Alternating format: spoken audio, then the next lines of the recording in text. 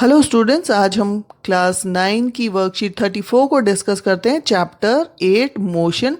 Today will discuss about velocity time relation और first equation of motion.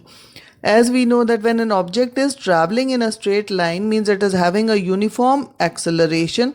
So it is possible to relate velocity, acceleration due to motion and the distance covered by a certain time interval by a set of equations which are known as equation of motion. So we are having three equation of motion. First equation of motion is known as velocity time relation, second is known as time position relation, and the third equation of motion is known as velocity position relation. So in this worksheet we will derive our first equation of motion, that is the velocity time relation. So now we'll first of all draw a graph as it is already drawn, but I am showing here so that you can understand it easily. This is our y-axis which is representing velocity. This is x-axis representing time. Now initial velocity is not 0, rather it is this point OA. OA is showing our initial velocity, and as the object is traveling with a uniform motion, means uniform acceleration, so it is a straight line. Mark this point as a B, draw a perpendicular from B on x-axis and mark this point as C. Draw one more line parallel to x-axis and mark this point as D on BC. One more line parallel from B on y-axis and this point comes out to be E. So first of all we have to draw this graph, and now we will calculate the velocity time relation, our first equation of motion. Now what is the change in velocity? Change in velocity, that is BD. This we have to calculate. So this change in velocity BD will be equal to BC, and this BC is, as we know, V. This is V. BC minus CD, and CD is similar to OA. So that means CD can also be equal to U. So BC is V minus CD is U, and BD is change in velocity. Now change in velocity will be equal to V minus U, and acceleration, as we know, is change in velocity, that is BD upon time taken, and BD is V minus U upon T. We can take out this T on our left hand side, so it will become AT. This is equal to V minus U. Clear? And V will be equal to, so I will write here V is equal to, अगर हम U को left hand side में ले आएंगे तो U हमारा minus से positive हो जाएगा. It will be U plus AT. So in this way we will derive our first equation of motion. Now let us discuss an example. The brakes are applied to a bus which produces an acceleration of 6 meters per second in the opposite direction of motion. So that means acceleration is 6 meters per second, and this is in minus because it is in opposite direction and the speed is getting reduced. Time taken is 2 seconds, and initial velocity we have to calculate. Final velocity, as after applying brakes the bus stops, so final velocity is 0 and initial velocity we have to calculate. So applying or putting a formula, V is equals to U plus AT. V is 0, U we have to calculate, plus A is minus 6 into time is 2. So this comes out to be minus 12, which is on taking towards our left hand side, it will comes out to be U will be equal to 12 meter per second. So in this way we can calculate the initial velocity. So hope this example is clear to you. Now let us see the question answers. First question, write 3 equation of motion as we have just seen. First equation, second equation and third equation. आप इसको यहाँ से graph से देख सकते हैं. ये तीनों इक्वेशन है और हम इनको इनके अलग अलग जो नाम है वो भी हम लिख सकते हैं. Velocity time, position time and velocity position relation. So this is first answer.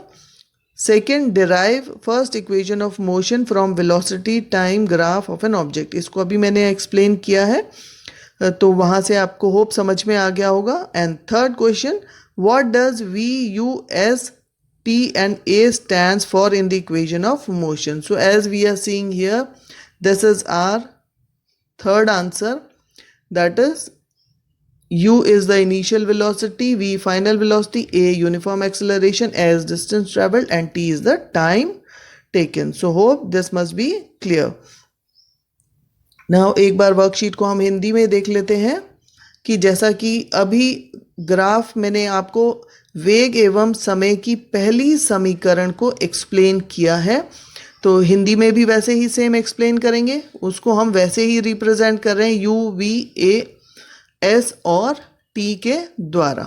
पर एक बार इसको थोड़ा सा समझ लेते हैं कि जब कोई वस्तु सीधी सरल रेखा में एक समान त्वरण से चलती है तो एक निश्चित समय अंतराल के बाद उसका वेग, गति के दौरान त्वरण और उसके द्वारा तय की गई दूरी, इन तीनों के बीच में हम संबंध को दर्शा सकते हैं समीकरण के द्वारा. और यहाँ पर हमें 3 समीकरण मिलती है.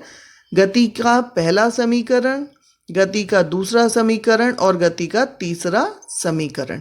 तो यहाँ पर इस वर्कशीट में हम गति के प्रथम समीकरण की बात करेंगे, that is v is equals to u plus a t. v हमें पता है कि v क्या है, वस्तु का अंतिम वेग, u है वस्तु का प्रारंभिक वेग, a है उसका त्वरण, s तय की गई दूरी और t क्या है उसका समय. जैसा कि अभी इंग्लिश की वर्कशीट में भी आपको मैंने समझाया था, एक बार फिर से ये ग्राफ में बनाकर आपको समझा देती हूँ कि अगर हम इसको देखें तो ओ ए क्या है, हमारा वस्तु का प्रारंभिक वेग, ये हमारा है बी पॉइंट, ठीक है. और ये हमारा वाई एक्सिस है जहाँ पर कि हम वेग को दर्शाते हैं. ये हमारा समय एक्सिस है जहाँ पर हम टाइम को दर्शाते हैं. B से हमने टाइम एक्सिस के ऊपर या एक्स एक्सिस के ऊपर एक रेखा खींची और उसको मार्क कर दिया पॉइंट C. अब A से हमने एक लाइन पैरेलल खींची है बी सी के ऊपर जिसको हम मार्क कर रहे हैं D. और B से हम एक रेखा पैरेलल लेके जा रहे हैं अपनी Y एक्सिस पर जिसको हम मार्क कर रहे हैं पॉइंट E. तो OE हमारा क्या है, फाइनल या अंतिम, वस्तु का अंतिम वेग. अब हमें कैलकुलेट करना है वस्तु के वेग में क्या परिवर्तन हुआ. तो वस्तु के वेग में जो परिवर्तन आ रहा वो है बी डी. तो अब इस बी डी को अगर हम कैलकुलेट करेंगे तो बी डी बराबर हमारा क्या हो जाएगा, B C minus C D, है ना. तभी ये कैलकुलेट कर पाएंगे हम, तभी हम बी डी कैलकुलेट कर पाएंगे. तो बी सी हमारा कितना है, बी सी हमारा है v और सी डी. सी डी बराबर कितना हो गया, ओ ए के, और ये है u, तो v माइनस यू. तो बी डी हमारा क्या हो गया, वेग में परिवर्तन आ गया v माइनस यू.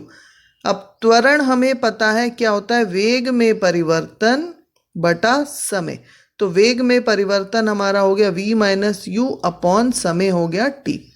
तो हमारा जो इक्वेशन बना वो हो गया a. t को अगर हम a के पास ले जाएं लेफ्ट हैंड साइड में तो हमारा हो जाएगा a t is equals to v minus u. और v अगर हम कैलकुलेट करेंगे तो हमारा v हो जाएगा, u को हम लेफ्ट हैंड साइड लाएं, माइनस से क्या हो गया, ये प्लस हो गया. तो ये हमारी इक्वेशन बनी u प्लस ए टी. तो इसको हम देख सकते हैं हमारी फर्स्ट इक्वेशन ऑफ मोशन यही थी, v is equals to u plus a t. तो होप स्टूडेंट्स ये आपको क्लियर होगा. अब हम देखते हैं अपना एक उदाहरण दिया हुआ है कि एक चलती हुई बस में अगर ब्रेक लगता है और विपरीत दिशा में 6 मीटर प्रति सेकंड का त्वरण उत्पन्न होता है और ब्रेक लगने के बाद बस रुकती है और रुकने में उसको टाइम लगा 2 सेकंड. तो उसका हमें प्रारंभिक वेग कैलकुलेट करना है, यानी कि u कैलकुलेट करना है. अब क्योंकि बस रुक गई तो उसका अंतिम वेग कितना हो गया, 0. क्योंकि पहली इक्वेशन हमने की है तो हमारा सूत्र क्या हो गया, v equals to u plus a t. A हमें कितना दिया हुआ है, v 0 हो गया, u हमें कैलकुलेट करना है, ए हमें दिया हुआ है 6, माइनस साइन क्या इंडिकेट कर रहा है कि त्वरण जो है विपरीत दिशा में उत्पन्न हो रहा है। समय हमें दिया हुआ है 2 सेकेंड्स। तो आंसर हमारा कितना आ गया, v u प्लस माइनस 12। इसको जब हम लेफ्ट हैंड साइड में लेके जाएंगे यहाँ पर तो हमारा हो जाएगा 12 is equals to u metre प्रति सेकेंड, और ये हमारा क्या आ गया, प्रारंभिक वेग। तो इस तरह से हम इसको कैलकुलेट कर सकते हैं। अब हम क्वेश्चंस देखते हैं। पहला क्वेश्चन पूछ रहा है गति के 3 समीकरण लिखिए। तो फर्स्ट का आंसर यहां से हम देख रहे हैं, ये हमें 3 समीकरण दिए हुए हैं।